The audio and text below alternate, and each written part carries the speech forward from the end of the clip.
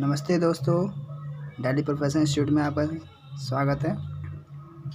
आज हम commerce classes में फीचर्स ऑफ अकाउंटिंग स्टार्ट करने वाले हैं। नेक्स्ट वीडियो में हमने मीनिंग्स ऑफ अकाउंट्स जाने थे और process of accounting.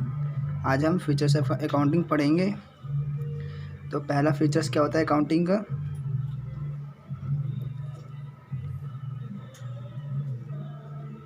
Identifying financial transaction.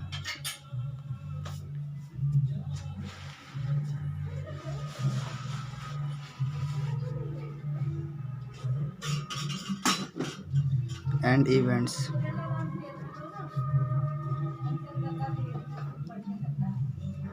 Identifying financial transaction and events. ये फाइनेंशियल ट्रांजैक्शन होते क्या हैं? ये ऐसे transaction which is related to the money terms. Okay, इसमें जो इनका फाइनेंशियल नेचर होता है, bring change the resources of firm, मतलब फर्म से रिलेटेड होते हैं। जितने भी इसके रिसोर्सेज आते हैं फर्म से related to finance. Okay,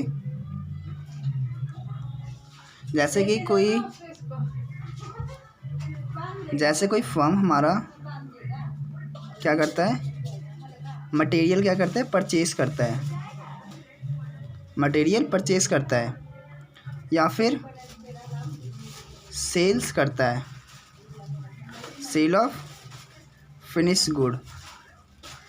raw material तो कोई बेचेगा नहीं, फिनिश गुड ही बेचेगा कोई फर्म, बाय फर्म। तो सबसे पहले जो फर्म होगा क्या रिकॉर्ड करेगा? फर्म पहला इसमें जो एंट्री होगा रिलेटेड टू मनी टर्म्स है। ओके, तो पहला ये जो फर्म होगा XYZ लिमिटेड कंपनी है, उसने रिकॉर्ड किया कि मैं अपने बिजनेस से परचेज 1 लाख रुपए का सामान उसने किया है, और दूसरा सेल्स किया है। क्या फिनिश गुड्स ने सेल्स किए हैं। सेल्स कितने का करेगा? 5 लाख का करेगा। जब 1 लाख का परचेस कर रहा है तो 5 लाख का अगर करेगा सेल्स, तो तब क्या होगा हमारा बिजनेस की वैल्यू क्या पुट होगी यहाँ पे? बिजनेस की वैल्यू हमारा क्या आएगा? प्रॉफिट आएगा। ठीक है, तो यहाँ बिजनेस हमारा क्या जा रहा है? प्रॉफिट में जा रहा है। तो इसे आइडेंटिफाई किया जाता है कि जो हमारे परचेस और सेल्स हैं, मतलब जो जितना परचेस कर रहे हैं उससे ज़्यादा हम सेल्स करें, तब हमारी बिजनेस की जो प्रॉफिट होगी गेन होगी। ओके, नेक्स्ट फीचर्स पढ़ते हैं।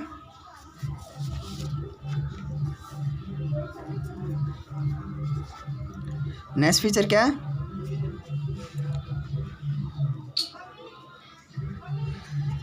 मेजरिंग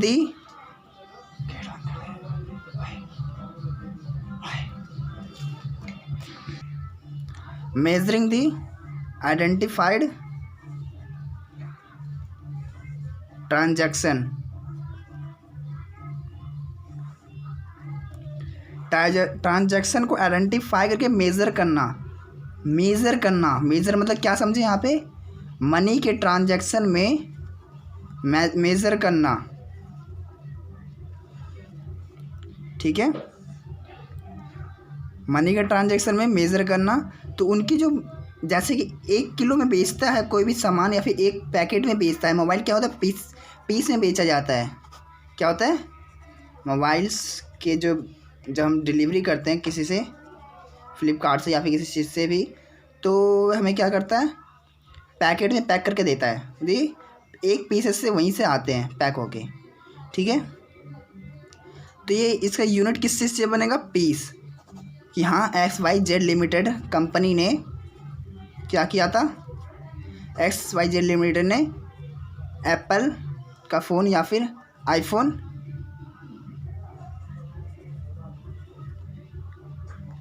कुछ ऐसे जो न्यू वर्जन निकले हैं आईफोन के, उस तरह से हम दे सकते हैं। आईफोन से खरीदा था 2 पीसेस।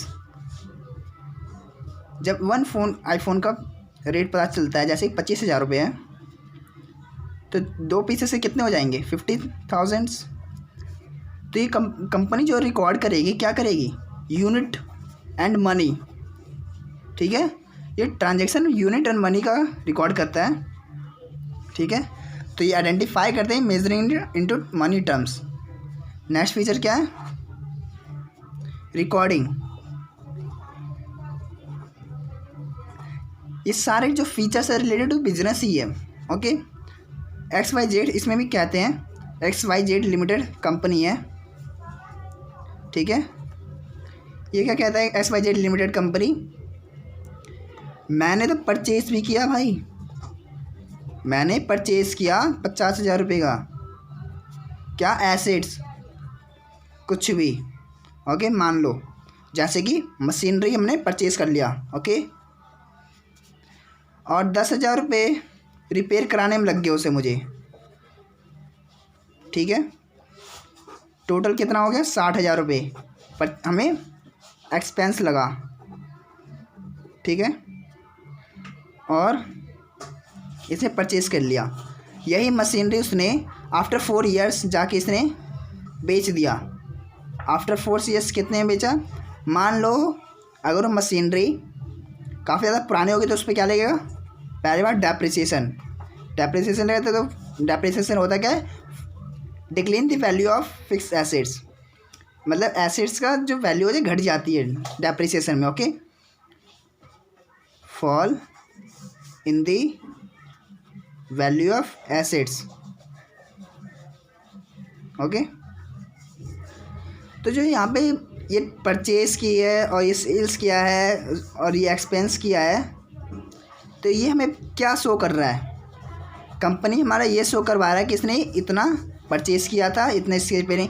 तो ये सारे क्या होगा, इन सब का बुक बनेगा और ये इनकी एंट्रियाँ बनेगी। अकाउंटिंग करने के लिए इनकी एंट्रीज बनती है। पहले बात इसने क्या किया था,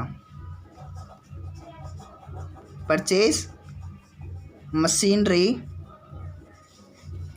कितने में करता था, इन कैश, 50,000 में कैश खरीदा था, और रिपेयर कितने में करवाया था, एंड रिपेयर वाज 10,000, ठीक है। 10,000 रुपये उसके रिपेयर में लग गए थे, ठीक है। तो ये एंट्री क्या करेगा,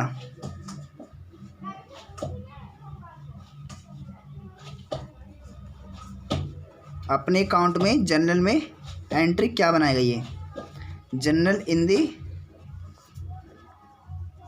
books of XYZ limited company, okay, ठीक है।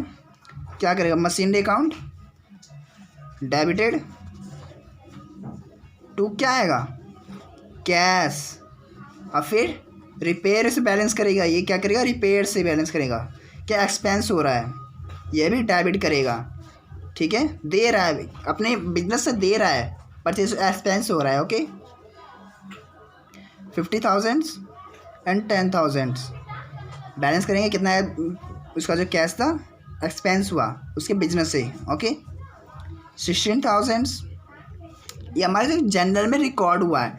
तो ये हमारी जो एंट्रीज जो रिकॉर्ड होती है, तो ये रिकॉर्डिंग जो हमें बताता है कि ऐसे एक फाइनेंशियल ट्रांजेक्शन का एक कला है जो अकाउंटिंग में जाके रिकॉर्ड होता है। इस जर्नल को एक और नाम से जाना जाता है, books of original entry, okay. Next features है 4th, क्लासीफाइंग क्या होता है, जितने भी ट्रांजैक्शन हमने recorded into the journal, after that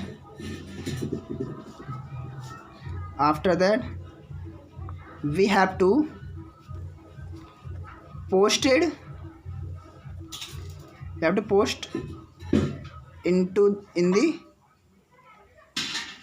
the ledger, okay। Laser book. जैसे जैसे मैंने बताया था यहाँ पे मशीनरी अकाउंट उसने परचेज किया था और रिपेयरिंग में 10,000 उसमें लग गए थे। तो लेज़र का इसका अलग अलग अकाउंट बनता है। पहला तो इसमें मशीनरी का अलग से अकाउंट बनाएगा कि मशीनरी में इतना लगा था, ठीक है। कैश का अलग से अकाउंट बनाएगा, कैश में लगाएगा कि जैसे कि ये होता है जनरल्स में जब पोस्टिंग करते हैं तो डेबिट साइड होता है, उसमें लेज़र में जाके वह क्रेडिट हो जाता है। तो हमारा कैश अकाउंट में अब डालेंगे तो इसे ये डेबिट साइड होता है, क्रेडिट साइड होता है। तो ये इसमें machinery account to 15,000 and to repairing 10,000, okay. तो कैश में जाके रिकॉर्ड करता है कि इसमें इतना पैसा लगा है, ओके। डेट आता है यहाँ पे डायग्राम में, ठीक है। यहाँ पे जनरल फोलियो आता है, ठीक है। ये तो हमारा क्लासिफाइंग मतलब posted into the laser book, okay. ये लेज़र किसी का भी हो सकता है, जैसे कि XYZ का limited company in the books of laser account, okay. ये पोस्टेड किया जाता है। जितने एंट्रीज बनाएंगे हम, जितने एंट्रीज बनाएंगे जनरल में, जितने भी एंट्रीज रिकॉर्ड करेंगे उसके उतने ही अकाउंट बनेंगे, ओके।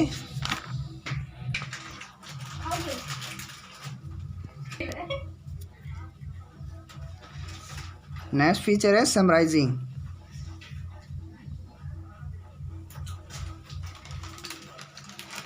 समराइजिंग हमें क्या बताता है? समराइजिंग में हमें जितने भी लेजर्स में अकाउंट के ट्रांजेक्शन जितने रिकॉर्ड किए हैं जनरल से लेज़र में, उसे हम किस में जाके समराइज करते हैं? First trial balance, after that second trading account, third P&L account and last one is balance sheet, okay. ये बैलेंस शीट लास्ट में शो करता है। इन तीनों को मिला के हमारा बनता है final account.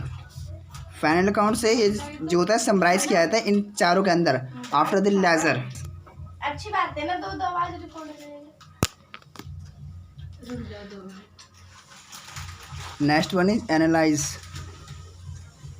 And interpretation.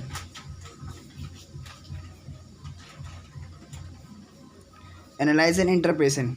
Analyse and interpretation में क्या होता है? जितने भी हमने ये फाइनल अकाउंट में रिकॉर्ड किए हैं, आफ्टर दैट हमें बिजनेस का जो होता है, बिजनेस का cash flow and accounting ratio, ये तुम्हें 12th क्लास में पढ़ना होगा, ओके। तो अकाउंटिंग की जो रेशियो है वह फाइनेंशियल पोजीशन शो करता है कि किस लिक्विडिटी रेशियो में या फिर क्विक रेशियो में, ओके। आइडल रेशियो जिसे कहते हैं, आइडल रेशियो, ओके। तो कैश फ्लो कितना हमारा इनफ्लो हुआ और कितना आउटफ्लो हुआ, ठीक है। और जो फाइनेंशियल की पोजीशन होती है,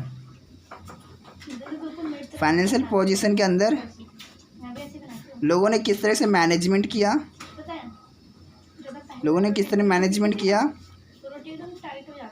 वो उसका परफॉर्मेंस देखा जाता है और एनालाइज किया जाता है कैश फ्लो को, okay. And last features is our communicating to the user. Communicating to the users, okay. Communicating to the users हम इसमें यह चीज़ समझते हैं, जितने भी फाइनेंशियल डाटा हैं, जितने भी फाइनेंशियल डाटा हमारे कंपनी के, वह कम्युनिकेटिंग किया जाए, बाहर के लोगों को बताया जाए। समय के अनुसार बाहर के लोगों को बताया जाए, in provided in time to the users so that decision can be we make in a appropriate time.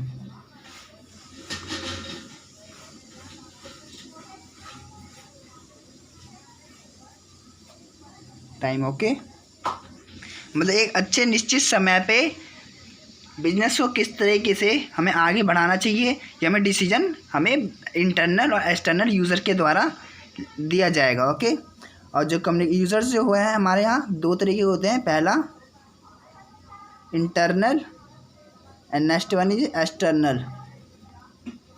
Okay, now we have completed our features of accounting. In the next video we learnt about the advantage of accounting, limitation of accounting. If you want to note down these features, if you want to understand this, so you can note down. I will see you one by one.